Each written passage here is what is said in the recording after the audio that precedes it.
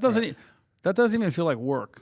This group you have here that's a crack team. I love it. Well, but I was even telling before, I said, one of the guys came in and you were over there shooting some of the B-roll stuff. And I'm like, dude, this is why it's worth it. 100%. Yeah. But to what we were talking about earlier, it's that, it's been at least, I think, like 18, 19 years since we've been it didn't just start like this. Muscle and fitness. Right. And then the little offshoot we tried to do of Gunnar Time, where you were actually way ahead of yourself before the app space was anything, before any online workouts or videos or anything. You're like, you should do that. I don't even know what you were talking about. What is online? What was it called? The interweb or something? You were way ahead of your time. Then you got to pull those videos up because they're hilarious. No, we will. I mean, but that's the cool is like the historical timeline of certain people, like you, for instance. I mean, everyone refers to you as like the greatest of all time in terms of training. Look, I mean, I know you're humble about it. Yeah. You don't want to talk about it, but the amount of seat time and experience, it's like, it just doesn't happen. Time served. No, dude. And there's so many people, especially getting in our industry right now, whether it's supplements, or whether it's training, or all these influencers. Like, we have some of the influencers and people like that, some of the athletes we brought in, and they come in and they just want it now. And I'm like, it doesn't work that way. But it's fine to want it now, and it's cool that if that's what motivates you and that's what drives you, and then that accelerates your process, it's great. But like we talked about earlier, when you're at a certain level of the game, you're going to be shaving that time off by like tenths of a second. Right. You're not chopping off seconds and minutes. So you can accelerate it, but you're not doing it in under X amount of years. It's just not going to happen, and it's not fair to think that. And it's also kind of disrespectful to those who came before you, who put in all that time. Right. And there's a trade-off. Like, you pay the price on many, many levels, right? I went through a divorce. You lose your house. You lose your place of business. You have to start over. And that's all but definitely the part of how much you work, how much time you put into the work, you're sacrificing on other levels. So if you're not willing to make those sacrifices, it's not reasonable to think that you're going to climb to the top of the mountain. But not everybody has to be at the top. There are a lot of really great places along the way, right? So if you're not shooting for the stars and you're cool with just having like a great life and more balance, then great.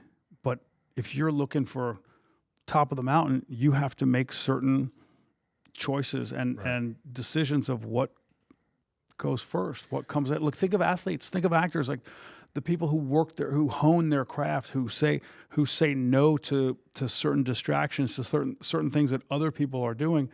They're going to have a higher chance of getting up there. The people who are trying to do it all and trying to answer, all the invitations, and you got to say no sometimes, and it's tough. But even with that, because you said something too in terms of like where you're at now, and because I know that you've been finding better balance in your life and work. I mean, you moved from, in the middle of Hollywood, from Beverly Hills, and training all your clientele out here. And I remember you and I talked about like you were moving, and I remember you said, you're like, hey, let's move together. And you're like, no, I'm dead serious. And I tried to recruit people because I saw it. Look, it's not a cure-all, right? It's not that I go there and there are no problems. But you wanted that balance though too, right? But you also earned the balance. I don't have the balance, but I'm a lot closer to it. And I found, like I said, look, I'm going to move to the country, but don't put me out to pasture, right? I have my thumb on the pulse of this industry in fitness, and I'm in the heart of Beverly Hills, but it's time to make different choices. And it's time to pay back into what I've been withdrawing from for so long. So I will find better balance. And I'm already on the path of that, right? But you earned that though. I mean, that's the one thing that I do know is that, because you said something even earlier just today, and I've known you for, almost 20 years now, but the one thing that even today you said, which I can relate to, is how, no one really understands to get to the place to where you can make a decision to find that balance in your life, whatever it is. You had to do certain things to where it might be a situation where you're at, let's say, a function, somebody who you train, and literally, you got to get to something else. You could have gone home to try and maybe spend more time with family or whatever it is, but you're like, you know what? I have to go over here now. And so it's like finding that early on to do everything you possibly can, but right? You talk about in the service industry. You're in the service industry. You work when other people don't. Early mornings, middle of the day, after work, weekends, holidays. That's not a super sexy proposition to somebody who wants to enjoy life. It's 72 degrees outside, beautiful weather every day. And I'm saying, yeah, but you need to be in the gym from 5 a.m. to 5 p.m. or 5 a.m. to 9 p.m. when I first started. That's not like, there's nothing super alluring about that to a young person getting into this field, right? I mean, you might as well be in a cubicle somewhere. You might as well be in a mine somewhere. It just doesn't sound that cool. And then when they realize, okay, but if you pay those dues, just like in any other field, then you get certain times off. But in a service industry, just by definition, you do work when others don't. And you have to accept that, not fight it, and definitely not bitch about it. Yeah. But I mean, the other thing too is like, you always wanted to do that, right? I mean, I love this shit. like, would you do anything else? Like, there's a funny song right now. I'm gonna send it to you. Somebody just sent it. A buddy of mine, Manning Sumner, who owns Legacy Fit in Miami, and he has a No Days Off premium water, and he's a terrific guy. He's actually coming to Nashville tomorrow. I'm having dinner with him. He sent me this song, and it says, it's got kind of like an island beat to it. It's like, every day I'm on vacation because I love my occupation. And it's a funny little hook to it. And I think maybe it's not vacation, but if you love this job, how great is that? With any job, with it, whatever your job is, you got to find a way to fall in love with it, right? It's the same thing with the training itself for your own workouts. If you find a way to fall in love with the journey, the destination is that much more wonderful when you get to it. If all you're thinking about is the destination, and when I look like this, when I weigh this, when I see this, that's so empty, dude, because you're probably gonna float right through that anyway. Right. It's not like you can't hit a certain look, weight, feel, and lock it. So it's always shape shifting, just like you are, and you got to find enjoyment in the work that's getting you there, not just waiting for the enjoyment when you do get there, because it's fleeting. You know, people always talk about like the shortcuts. I mean, we talked about it earlier that some people will come in to this place and just be like, you know, kind of look around and be like, oh man, you know, like it must be nice to go to work every day. You know, you get to train, you get to hang out with people you like to do and all. And I'm like, yeah, but it wasn't like a shortcut to get here. Like, because a lot of folks are always like, what's the quickest way? Is it worth it to do the quickest way? You sent me paragraphs of what we were going to film today at midnight, but you were also sending me texts of the directions and the address and everything at 6 a.m. Yeah. So you're working that and you go, oh, yeah, but it's nice to come to an office with this and with food and supplements. You go, yeah, but I put in an 18-hour day at this stage of my career. Right. Okay. Well, we clean the floors around here too, G. Right, but you have you have to, right? Floors won't clean themselves. Well, you know what's funny is that's the one thing I've always loved about you and I is because I remember I went down to your gym years ago, and I remember I walked in. I forget you had an assistant. Was this the day you told me you were coming from the airport and you were going to hot Carl me? No, I did not say that. I did say that, but not that day. I did say a different day. That was a different day. But I remember I came in and I think it was your assistant or somebody who was there. Like, oh yeah, you know, G's his office or whatever.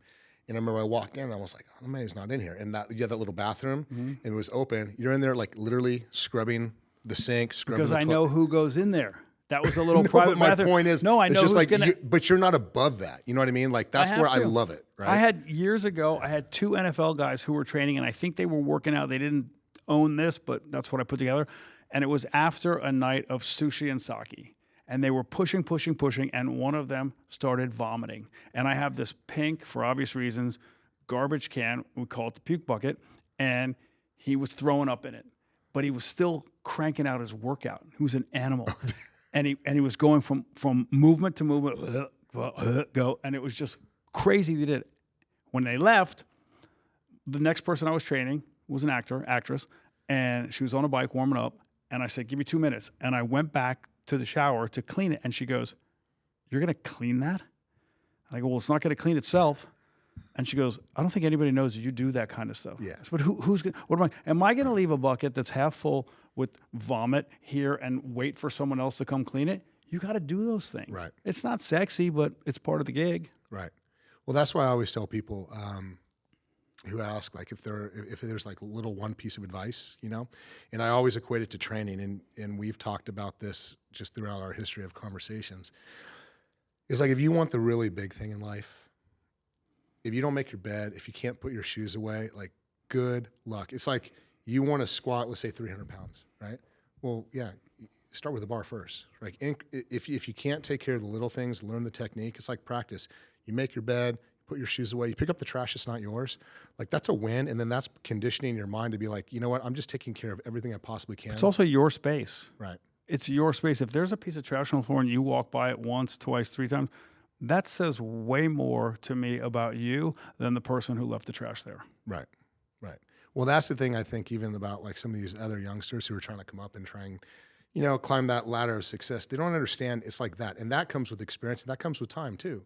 It's like those little things over time, they build up. Like ask these guys around here. It's like, dude, I'm the only one who comes in here. Like I have a blower. I blow everything out. I spray everything down. And then I can't even function to train in my own space unless it's like that. Totally. Like every single time. Me too. My gym, it's dialed. All the dumbbells face the same way. Yeah. That's just the way it is. Yeah. We have a little game. Do they say that you're OCD? Oh like, my gosh. Right? That's like, and they say it in a way that's not a compliment. I have a little game with my other trainer because we have so much stuff in a finite space, let's say. Everything has to be, right? There's a place for everything has a place. There's a place for everything. If something is left out, whether it's a weight, whether it's a collar, whether it's a bench, whatever it is, I will literally take a picture of it and send it to him and say, how many sets do you have left here? And he's like, dude, and I go, I'm just calling. And his name's Colin Shane. He's terrific. And the other day, he's got the game now in Nashville. And I left the gym. I left in a rush, but no excuse, just a reason. Right. And I was going to pick my kid up from school. And I get a FaceTime from him. And I think, oh, somebody from the city came by, or it's a delivery, or that won't accept his signature. I didn't know what it was. And I answer the call. I go to him and he goes, hey, real quick, sorry to bother you. And he moves the phone over. And I had left a bench out of the rack standing up in the middle of the walkway. And he goes, you mind if I grab a quick set on this? And I go, I got nothing. You got me, buddy. Because you got to put stuff away like that. That's how it flows when you set up your next workout, whether it's for a client or for yourself. Right. But I think even though that's a prerequisite for some of the other things that if you want other stuff in life, like if you can't take care of that, good luck with that. That's how I always look at it. Yeah, you have to know how to set the table. There's a great book called Atomic Habits by James Clear, and he talks about, I don't know how he words it, so I don't mean to do him an injustice, but he talks about preparing the room. So when you leave a room, let's say it's your TV room, right. You fluff the cushions on the couch, you put the remote where it goes, you clear the drink and the drink coaster, and you wipe it down and you leave, so that when you go back into it the next time, the room is ready. Yeah. You don't leave the stuff, then come back in and get it ready and enjoy it again. It's already ready for you. And I think that applies to a lot of things, but I transfer that over to the gym world. I leave the gym, everything's stripped, everything's ready for the next workout. Right. From you starting from scratch, clean slate. Right. Right. Well, that's a prerequisite for life. And that's why I think a lot of people, if they don't get that now, if you're 20 years old, if you're trying to carve your path, it doesn't have to be with fitness, but anything like that. Like you told me something too. I remember you're like, if you're a janitor, like be the best janitor, right? If whatever it is that you're doing, like just practice to be the best at that. The first job I had after college, I moved to New Orleans. I didn't have a job. I didn't know what to do. My mom said, you got to get a job. So I called this company that existed back then. I don't know if it's still around now, called Manpower. And they have like day jobs, week jobs, little short jobs, odd jobs. And you tell them what you can do, what you're willing to do. And they call you when something's available. They called me the next day and they said, we have tour buses leaving the Hyatt at the Superdome. Drove down, signed up, and I started helping. It was elderly people in their tour buses who had gone through the Hyatt in New Orleans, and I loaded their suitcases all day long. And all I thought was, and there were probably 5 or 6 of us that they had hired, obviously from the same, pool. And I just thought, I don't know these guys. I've never had a real job like this. And all I thought was, I'm going to make an impression. Good morning, sir. Good morning, ma'am. And I'm carrying the bags. Right. I started getting tips. Nobody else was getting tips. But I just thought, if I'm going to be the guy loading the bags, taking the bags from these guests to load onto their tour buses, I'm going to be the best bag loader out here. Right. And there's nothing wrong with a hard day's work, my mom used to say, whatever the work is. That's so true, because the way I've always thought about it, to your point on that, like I didn't have, my career started really early for me in terms of, school, college, didn't really work. I mean, I worked during college, but it wasn't like, full-time job. Like I was like a telemarketer type guy. I worked at the bar in college. Did you? It was on the other side. But my point is like I remember it's like, but I always had this thing, and my dad always told me this. He's just like, character is defined as what you do when no one's looking, but somebody's always looking. Like somebody's always watching. So it's like if I were to see, and I tell a lot of the young guys here, like Lucas, who's recording this, I'm like, dude, where you're at, you have no idea. Like where you're at, you're 18, 19 years old, like right out of high school. Somebody who's watching the work that you put in. He was in here late one night. I'll never forget it. Like he was in here late one night. And I'm like, he's texting me like, hey, I'm editing these videos. I'm like, dude, it's like 11:30 at night. He goes, I gotta get the videos done. And I'm like, Great. Did you eat yet? He goes, no. So I like ordered him a pizza, DoorDashed it. But way to go with a healthy food there was choice. nothing else open, right? We're in Westlake. So, but there was literally nothing You else. are part of the problem, not part of the solution. Hey, I'm keeping Weight Watchers in business, bro. But God bless him. But the thing about it is like you can't teach that. And I don't even think he understands how important that characteristic is. Because I remember those nights, like stay up till 4:30, right? Like stay up till 4 o'clock in the morning. Yeah. Don't care about what anybody else thinks. It wasn't to prove a point, it was to prove it to yourself. And I'm like, dude, the fact that you get that now at your age, like if you could say something to him and he's sitting right over there, like what would you say to that characteristic?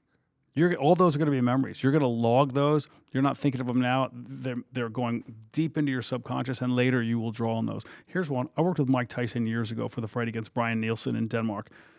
We trained for months, all over. We bounced all over from Big Bear to Tempe, Arizona, to Vegas, to New York, to DC, everywhere. And then to Denmark. We get to Denmark. I think it was the first or... Hey, Siri, turn off alarm. That's power. We got to Denmark, and it was either the first or the second day, and we have one floor for the whole hotel, and knock on my door at like 2:15 in the morning, and I go and I look out the peephole, and it's Mike, and he goes, I can't sleep, let's go to the gym. And I go, let's do it. And I shut the door. Do you think I want to say let's do it? I was like, what are we doing? And I quick brushed my teeth, threw on my clothes, went downstairs, got the driver who was in his car, but they were on standby, and we went to a gym. And I remember looking at him, and I don't take pictures of people, but I have the mental picture. He was on a bike. I had him warming up on a bike, and he was on a bike, and outside was pitch black, and on a wall at the far end of the room, there was a clock, and it said 3 o'clock, but it was 3 a.m. And I thought, that's early, even by boxing or bodybuilding standards. That's early. So I'm giving him the credit for doing the training, but also as the trainer there, I could have easily said, I don't want to, or let's not do that. It's more important to get your sleep. But I know that we have to knock that out when we can, and you're in a service position. I knew he had slept some. I knew he probably wasn't going to go back to sleep. So let's just go get it done. I don't know that every trainer out there, up and coming, or even a seasoned vet, would do that then or now. I would still do that now. Because I think even where you're at. You have to, because this is a funny thing when trainers say, oh, I fired that guy. You can't fire someone who hired you. That's your ego. What you can do is quit, but then you're a quitter. So to me, you have to do what the demands of the job are, whether that's Lucas staying up till 11 in the office, staring at video screen till his eyes go, like pinwheels and blurry. That's part of the job that day. You'll get to sleep in another day. Right. Somebody wants to train at 3 a.m. I'm not saying you have to do that all the time, but you have to do that. Jennifer Lopez did the movie Enough. She had to train at 3:30, 4 a.m., then do the martial arts prep, then go to the set. And I thought, if she's doing that, who am I to say I'm not training then? Right. You're there for the people. It is a service industry. Serve, provide, and step it up and make every workout like it's their first workout. You should always be in the mode of you want it to be the best so that they want to keep coming back. But I think that, like you said, to the making your bed stuff, that applies across the board to every profession. Right. Oh, you're so intense about it. You take it so seriously. It's just training. If I don't take it seriously, who's going to? Right. I want to take it seriously. I want them to feel that. I want them to get that same buzz that I get pre-workout without my gym pre. Right, You know what I mean? right. I want them to feel like I wake up and I've told my kids, I don't know that it's a strength. It might be a craziness, a weakness, but I wake up and the first thing I think about is, oh, I'm doing deadlifts today. Okay, I got to make sure I do this and this. I really want to nail this today. Those are the first thoughts are about my workout. Yeah. I'm not going to cross-examine myself or psychoanalyze myself. I'm going to run with that because the day I think, I'm not working out today, to me, that's the beginning of the end. Yeah. And those are the bad days. I'll be honest with you. Like the days those are the bad days. I just go in anyway. Yeah. And maybe my warm-up takes longer. Maybe it even takes longer for me to start the warm-up. Right. And you see, I set crazy alarms for like every little thing because that's just how I work. Right. The alarm goes off and I know that's the alarm that I should be warming up. Sometimes I'm still like swishing the pre-workout around. I'm not there yet, but I'm still going to get it done. Right. I love it. Well, G, dude, today was absolutely, it was amazing. I love that you came in here. I wish we had more time. Me too. Super cool. But just the fact that you came in here the way that you did in just a short period of time, we got so much done. I can't wait to do more stuff, dude. Just nice how you prep the office and you have everything lined up, the vegetables, the products, the people, the extras. Like, well, you're a detail guy. So are you. That's why I love you. All right, big man. Good stuff. It's good to see you, bro. See you. All right, we'll see you.